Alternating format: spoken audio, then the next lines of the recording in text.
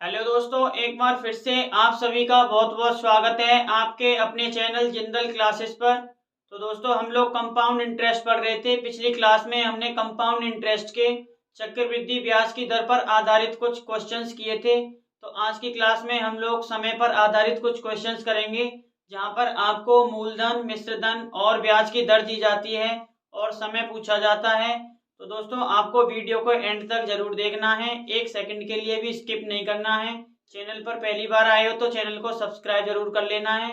चलिए फिर बिना किसी देरी के स्टार्ट करते हैं इस क्लास को।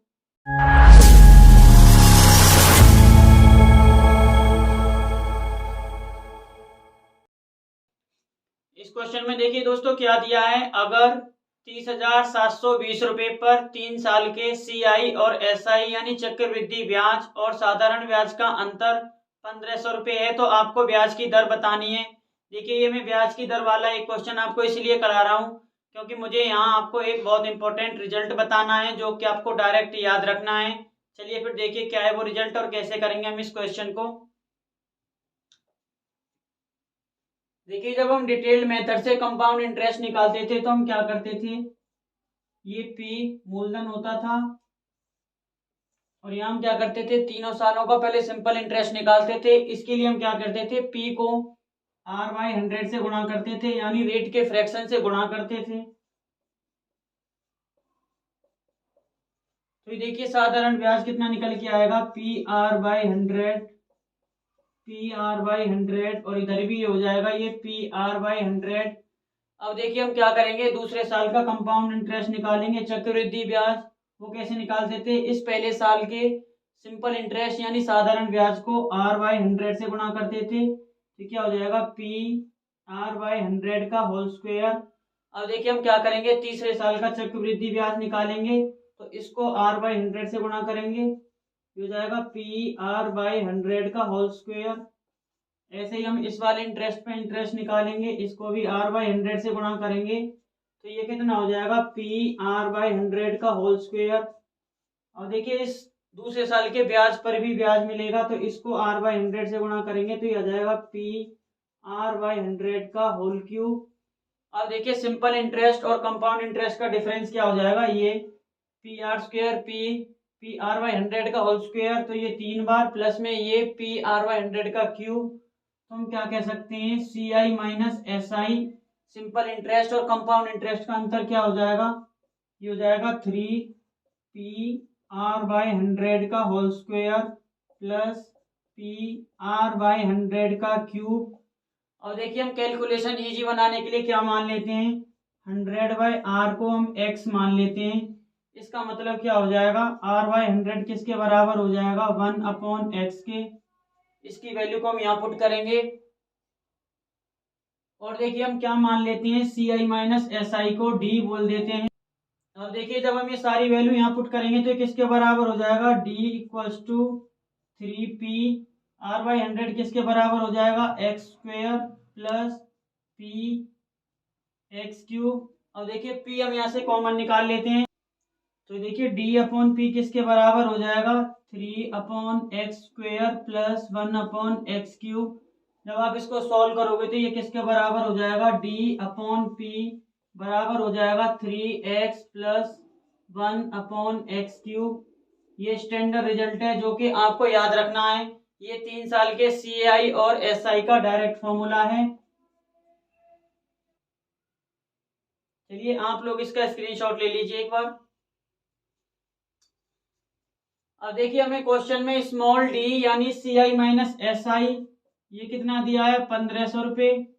P कितना दिया है, 30,720। अभी हम सारी वैल्यू अगर इस फॉर्मूले में पुट करें तो ये कितना हो जाएगा, 1500 बटे 30,720। ये किसके बराबर हो जाएगा, 3x प्लस 1/x³।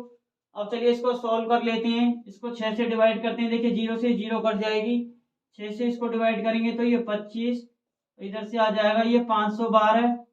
अब देखिए हम क्या लिख सकते हैं, 25 बटे 512 को हम क्या लिख सकते हैं, 8 का क्यूब। किसके बराबर है ये, 3x प्लस 1/x³। अब देखिए, अगर हम दोनों तरफ से कंपेयर करें तो x किसके बराबर हो जाएगा, 8 के। x बराबर 8 हो गया। ये किसके बराबर होता था? 100/r के। 100/r किसके बराबर है? 8 के। तो हम क्या कह सकते हैं? r किसके बराबर हो जाएगा? 100/8। इसको जब हम सॉल्व करेंगे तो ये कितना आएगा? 12.5%। तो हम क्या कह सकते हैं? जो ब्याज की दर है, रेट ऑफ इंटरेस्ट है, वो कितना? 12.5%। इसलिए ऑप्शन सी इस क्वेश्चन का सही आंसर हो जाएगा। तो दोस्तों ये फॉर्मूला आप लोगों के लिए बहुत ज्यादा जरूरी है, इसको आपको याद रखना है।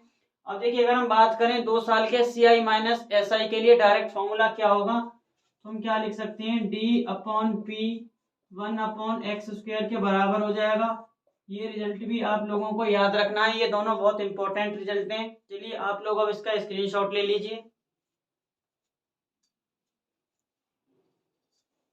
इस क्वेश्चन में देखिए दोस्तों क्या दिया है, अगर कोई धनराशि 8 साल के अंदर अपने आप का 3 गुना हो जाती है तो आपको बताना है कितने सालों के अंदर वही धनराशि 243 गुना हो जाएगी। तो देखिए इस टाइप के क्वेश्चंस को हमें कैसे अप्रोच करना है। सपोज कीजिए कोई 1 रुपया था, ये 1 रुपये क्या हुआ है? 8 साल के अंदर 3 बन गए। ये 8 साल बाद 3 बन गए, फिर 8 साल बाद क्या होगा? ये 3 का फिर से 3 गुना हो जाएगा, यानी कि 8 साल में कितना हो जाएगा? 9 हो जाएगा। ऐसे ही अगर देखिए हम अगले 8 साल की बात करें तो 8 साल बाद 9 का 3 गुना यानी 27 हो जाएगा। तो हम क्या कह सकते हैं? यहाँ 1 से 3 की पावर 1 बनी, ये 3 की पावर 0 1 होता है, ये 3 की पावर 0 थी, इस पे 1 पावर चढ़ने में 8 साल लगे। 9 को हम कैसे लिख सकते हैं? 3 का स्क्वायर, यानी इसकी पावर डबल होने में फिर से 8 साल लगे। ऐसे ही 3 की पावर 3 होने में इसको फिर से 8 साल लगे। ऐसे कर करके देखिए 243 कितना होता है? 3 की पावर 5, तो 3 की पावर 4 होने में फिर से 8 साल लगेंगे। ऐसे यहाँ से 3 की पावर 5 होने में और 8 साल। अब देखिए अगर हम टोटल समय काउंट करें तो 8 8 16 और 8 24 8 32 और 8 40। तो हम क्या कह सकते हैं? जो टाइम है वो कितना है? 40 साल। 40 साल के अंदर वो धनराशि अपने आप का 243 गुना हो जाएगी। तो इस क्वेश्चन का जो सही आंसर होगा वो होगा ऑप्शन सी। तो देखिए ये तो था डिटेल्ड मेथड इस क्वेश्चन को करने का। अब जानिए इस क्वेश्चन को करने की शॉर्ट ट्रिक।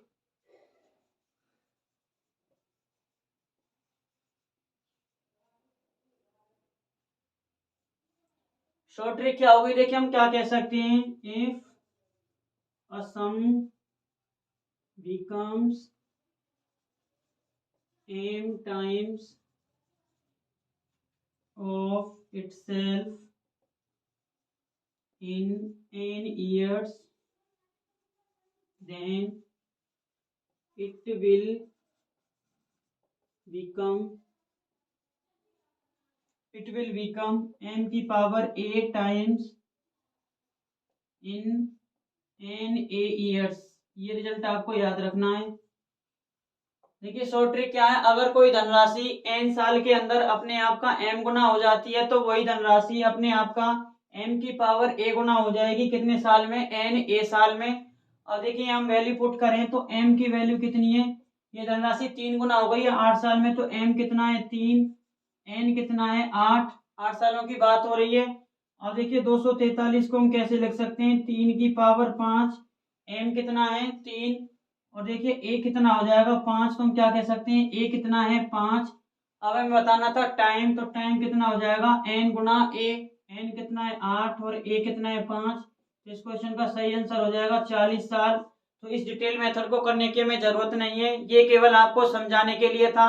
अगर क्वेश्चन पेपर में क्वेश्चन आता है तो आपको इस फॉर्मूले को फॉलो करना है। तो चलिए आप लोग एक बार इसका स्क्रीनशॉट ले लीजिए। इस क्वेश्चन में देखिए दोस्तों क्या दिया है, अगर कोई धनराशि 4 साल के अंदर डबल हो जाती है तो आपको बताना है वही धनराशि कितने सालों के अंदर अपने आप का 4 गुना हो जाएगी। अब देखिए हम यहाँ डिटेल मेथड नहीं करेंगे, हम यहाँ शॉर्ट ट्रिक से करेंगे इस क्वेश्चन को। देखिए ये धनराशि कितनी हो गई है? 2 गुना 4 साल के अंदर। इसका मतलब हम क्या कह सकते हैं? n कितना है? 4। m की वैल्यू कितनी है? 2। अब देखिए 4 को हम कैसे लिख सकते हैं? ये 4 गुना हमें बताना। 4 को लिख सकते हैं हम 2 की पावर 2, यानी m की पावर 2। तो हम क्या कह सकते हैं? जो a है वो कितना है? 2। अब हमें बताना टाइम कितने समय में ये अपने आप का 4 गुना हो जाएगी। तो t क्या होता था? n Guna a। n देखिए कितना है? 4, a है 2, तो ये t कितना आ जाएगा? 4 दूनी 8। 8 साल के अंदर ये धनराशि अपने आप का 8 गुना हो जाएगी। तो इसलिए इस क्वेश्चन का सही आंसर होगा ऑप्शन सी 8 साल। इस क्वेश्चन में देखिए दोस्तों क्या दिया है, अगर कोई धनराशि 3 साल के अंदर अपने आप का डबल यानी 2 गुना हो जाती है तो आपको बताना है वही धनराशि कितने सालों में अपने आप का 64 गुना हो जाएगी। तो देखिए करते हैं इस क्वेश्चन का पोस्टमार्टम। देखिए यहाँ पे मैं क्या दिया है, 3 साल के अंदर ये धनराशि डबल हो गई, तो इसका मतलब m कितना है 2, ये 2 गुना हो गई है, और n कितना है नंबर ऑफ ईयर्स यानी n कितना है 3। अब देखिए हमें बताना है 64 गुना, 64 को हम क्या लिख सकते हैं, देखिए 2 की पावर 6, 2 की पावर 6, 2 क्या है m, तो ये कितना हो गया m की पावर 6। इसका मतलब हम क्या कह सकते हैं, जो a है वो कितना है 6। अब हमें बताना है कि कितने समय में 64 गुना हो जाएगी, तो टाइम क्या होता था n गुना a। अब देखिए यहाँ पे वैल्यू पुट कर देते हैं, n कितना है 3 और a कितना है 6। जब हम इसको गुणा करेंगे तो ये कितना हो जाएगा 6 18 साल। तो 18 साल में कोई धनराशि अपने आप का 64 गुना हो जाएगी। तो इस क्वेश्चन का सही आंसर हो जाएगा ऑप्शन ए। तो देखिए दोस्तों कैसे 1 से 2 स्टेप्स के अंदर हमने इन क्वेश्चंस को बहुत आसानी से कर लिया। चलिए आप लोग इसका स्क्रीनशॉट ले लीजिए। इस क्वेश्चन में देखिए दोस्तों क्या बताना है, 10% वार्षिक चक्रवृद्धि ब्याज की दर से 2000 रुपये कितने दिनों में 2420 रुपये हो जाएंगे, आपको बताना है। तो देखिए इस क्वेश्चन को हम करेंगे रेशियो मेथड से, जैसे कि हमने रेट के लिए यूज किया था। तो देखिए कैसे करेंगे इस मेथड का इस्तेमाल। यहाँ पर देखिए p कितना है 2000 और अमाउंट यानी मिश्रधन कितना हो गया, ये 2420 रुपये। रेट ऑफ इंटरेस्ट यानी ब्याज की दर क्या दी है 10% वार्षिक, इसका फ्रैक्शन कितना हो जाएगा 1/10। अब देखिए अगर हम रेशियो निकालें p और a का, तो ये कितना हो जाएगा 2000 अनुपात 2420। जब आप इसको सोल्व करोगे तो ये कितना आएगा 100 रेशियो 121। अब देखिए रेट हमें क्या दिया है 10%, 10 का फ्रैक्शन 1/10। तो हम क्या कह सकते हैं, जब हमने सक्सेसिव मेथड का इस्तेमाल किया था 10 पर 1 बढ़ गई है, इसका मतलब 1 साल बाद 10 रुपये कितने हो गए 11। फिर उसके बाद ये अगले साल 10 से 11 हो जाएंगे। अब देखिए 2 साल के अंदर क्या हो जाएगा, ये 100 रुपये थे तो ये कितने बन गए 121 रुपये। ये मूलधन और मिश्रधन का अनुपात आ गया। यहाँ देखिए जो हमें अनुपात दिया है ये कितना दिया है 100 और 121। इसका मतलब हम क्या कह सकते हैं, जो समय है वो कितना है 2 साल। तो टी कितना है 2 ईयर्स। आई थिंक आपको बहुत अच्छे से समझ में आया होगा, एक बार दोबारा समझ लीजिए। पहले हमने पी और ए यानी मूलधन और मिश्रधन का अनुपात निकाल लिया, जो कि कितना है 100 अनुपात 121। अब देखिए रेट ऑफ इंटरेस्ट यानी ब्याज की दर दी है 10% वार्षिक, जिसका फ्रैक्शन होता है 1/10। अब अगर हम सक्सेसिव मेथड यूज करें तो इसका मतलब क्या है 1/10 का 10 पर 1 बढ़ गई कोई चीज 1 साल के अंदर, तो 10 से ये 11 हो गई। फिर अगले साल ये 10 से 11 हो गई, 2 साल के अंदर हम देखें तो 100 से 121 हो गई। ये अगर मूलधन था तो ये 2 साल बाद मिश्रधन कितना हो गया 121, जो कि क्वेश्चन में दिए गए अनुपात के बराबर है। इसका मतलब हम क्या कह सकते हैं, जो समय है वो कितना है 2 साल। इसलिए इस क्वेश्चन का सही आंसर होगा ऑप्शन सी 2 साल। चलिए आप लोग इसका स्क्रीनशॉट ले लीजिए।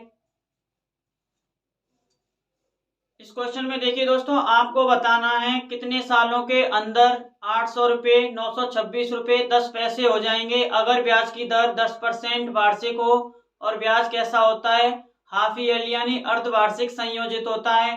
देखिए अर्धवार्षिक संयोजित को समझिए, यहाँ क्या होगा, पहले 6 महीने के लिए 800 रुपये को ब्याज पे दिया जाएगा, उसके बाद 6 महीने बाद जो ब्याज मिलेगा उसको 800 यानी मूलधन के साथ जोड़कर दोबारा से अगले 6 महीने के लिए ब्याज पर दे दिया जाएगा। ये मतलब होता है अर्धवार्षिक संयोजित का। चलिए फिर करते हैं इस क्वेश्चन को। यहाँ पर देखिए p कितना दिया है, p यानी मूलधन कितना दिया है 800 रुपये, अमाउंट यानी मिश्रधन हमें दिया है 926 रुपये 10 पैसे। ब्याज की दर क्या दी है, देखिए रेट दिया है 10% पर एनम। और देखिए वार्षिक है तो अर्धवार्षिक क्या हो जाएगा, हम लिखेंगे रेट हाफ ईयरली। ये कितना हो जाएगा 10 का आधा 5%। 5% का फ्रैक्शन कितना होता है 1/20। अब देखिए हम क्या करते हैं P और A का अनुपात निकाल लेते हैं, ये कितना हो जाएगा 800 रेशियो 926 रुपये 10 पैसे। अब देखिए डेसिमल हटाने के लिए हम दोनों तरफ 100 से गुणा कर लेंगे, तो ये 2 जीरो इधर आ जाएंगे और ये डेसिमल हट जाएगा। अब देखिए इधर 1 जीरो से 1 जीरो कट गया। अब अगर हम इसको ध्यान से देखें तो ये क्या बन जाएगा, 8000 अनुपात 9261। इसको हम क्या लिख सकते हैं, 20 का क्यूब रेशियो 21 का क्यूब। अब देखिए हम रेट से इसको कैसे कंपेयर करेंगे। रेट क्या दिया है, अर्धवार्षिक 5% यानी 20 रुपए पर 6 महीने के अंदर कितना ब्याज मिलेगा, 1 रुपए। तो हम क्या कह सकते हैं, 20 रुपए 6 महीने के अंदर 21 हो गए। अगले 6 महीने के अंदर फिर से 20 का 21 बन जाएगा, फिर से ये 20 का 21। जब हम इसको गुणा करें तो ये कितना आ जाएगा, 20 का क्यूब अनुपात 21 का क्यूब। तो देखिए ये दोनों क्या हो गए, सेम हो गए। हम अगर कंपेयर करें तो हम क्या कह सकते हैं, जो टाइम है वो कितना है, 3.5 ईयर्स। तो हम क्या कहेंगे, टाइम कितना है, 3.5 ईयर्स। 3.5 ईयर्स मतलब 3 अर्धवार्षिक। 3 अर्धवार्षिक का मतलब क्या हो गया, 3 आधे वर्ष, इसका मतलब 1.5 साल। तो हम क्या कह सकते हैं, जो समय है वो कितना है, 1.5 साल, जो कि हमने बहुत आसानी से निकाल लिया। तो इस क्वेश्चन का सही आंसर होगा ऑप्शन ए। तो देखिए दोस्तों, आपको इस टाइप्स के क्वेश्चंस को बहुत अच्छे से समझना है। ये क्वेश्चन भर भर के एग्जाम में पूछे जाते हैं।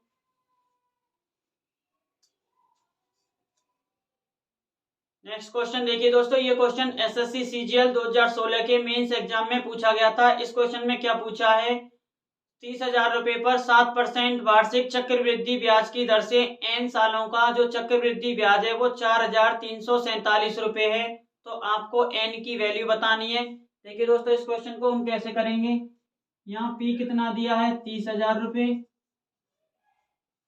कंपाउंड इंटरेस्ट यानी चक्रवृद्धि ब्याज कितना दिया है, 4,347 रुपए। इसका मतलब हम क्या कह सकते हैं, अमाउंट यानी मिश्र धन ये कितना हो जाएगा, 34,347 रुपए। क्योंकि अमाउंट क्या होता है, प्रिंसिपल प्लस कंपाउंड इंटरेस्ट, मूलधन प्लस चक्रवृद्धि ब्याज। अब देखिए चक्रवृद्धि ब्याज का एक फॉर्मूला होता है, A equals to P1 plus R by 100 की पावर n। अब देखिए यहाँ पे R कितना दिया है, 7%। सारी वैल्यू जब हम इस फॉर्मूले में पुट करेंगे तो ये क्या हो जाएगा, 34,347। ये P हम इसके नीचे ले आएंगे तो हो जाएगा 30,000। ये किसके बराबर हो जाएगा, 1 प्लस 7 बाय 100 की पावर n। ये क्या हो जाएगा, 107 बटे 100 की पावर n। अब देखिए इन दोनों में 3 कॉमन है, जब हम इसको 3 से डिवाइड करेंगे ऊपर नीचे तो ये कितना आएगा, 11,449 बटे 10,000। ये किसके बराबर हो जाएगा, 107 बटे 100 के पावर n के। और देखिए जब हम इसको दोनों तरफ कंपेयर करेंगे, यहाँ पे देखिए 7 का हम अगर n की वैल्यू अगर 2 मान लेते हैं, अगर हम 7 का स्क्वायर करते हैं तो यूनिट डिजिट क्या आएगी, 749, यूनिट डिजिट 9 आनी चाहिए। इसका मतलब बिना पूरा इस क्वेश्चन को सॉल्व किए हम क्या कह सकते हैं, n की वैल्यू 2 है। मतलब 2 सालों में 30,000 रुपए पर जो चक्रवृद्धि ब्याज मिलेगा वो कितना मिलेगा, 4,347। इसलिए इस क्वेश्चन का सही आंसर हो जाएगा ऑप्शन बी, 2 साल। चलिए आप लोग इसका स्क्रीनशॉट ले लीजिए। नेक्स्ट क्वेश्चन देखिए दोस्तों, इस क्वेश्चन में क्या दिया है, अगर चक्रवृद्धि ब्याज की दर से कोई धनराशि 5 साल के अंदर 4500 रुपए और 10 साल के अंदर वही धनराशि 6,750 रुपए हो जाती है, तो आपको बताना है वो धनराशि कितनी है। तो देखिए दोस्तों, हम क्वेश्चन को कैसे करेंगे, हम सपोज के चलते हैं, जो मूलधन था वो धनराशि थी वो P थी। तो देखिए 5 साल के अंदर ये कितनी हो गई है, 4500 रुपए। ये 5 साल हो गए, यहाँ से 5 साल बाद यानी स्टार्टिंग से 10 साल बाद ये धनराशि कितनी हो जाती है, 6,750 रुपए। अब देखिए अगर हम इन दोनों का अनुपात निकालें तो देखिए 30 और इधर कितना हो जाएगा, 15 चौके 60, 15 पंजे 75, 30:45। इसको दोबारा अगर हम 15 से भाग करें तो ये हो जाएगा 2:3। इसका मतलब कोई धनराशि 5 साल के अंदर 2 से 3 हो जाती है। और देखिए अगर मैं कहूँ ये धनराशि पहले 2 थी, 2 की वैल्यू अगर P है तो 3 की वैल्यू कितनी हो जाएगी, 4500 रुपए। क्योंकि 5 साल के अंदर P कितना हो गया था, 4500 रुपए। 3 की वैल्यू 4500 हो जाएगी, तो 1 की वैल्यू कितनी आ जाएगी, 4500 को हम 3 से भाग कर देंगे तो ये आ जाएगी 1500 रुपए। अब देखिए हमें किसकी वैल्यू बतानी है, P की यानी 2 की। तो 1 की वैल्यू अगर 1500 तो 2 की वैल्यू कितनी हो जाएगी, 1500 गुणा 2, ये कितना हो जाएगा, 3,000 रुपए। यही किसके बराबर है, पी के। वो जो धनराशि हमने मानी थी, तो इसका मतलब हम क्या कह सकते हैं, वो जो धनराशि है वो कितनी है, 3,000 रुपये। मैं समझ के चलता हूँ बहुत अच्छे से, आपको ये चीज मैं एक्सप्लेन कर पाया हूँ, इसलिए इस क्वेश्चन का जो सही आंसर होगा वो होगा ऑप्शन बी।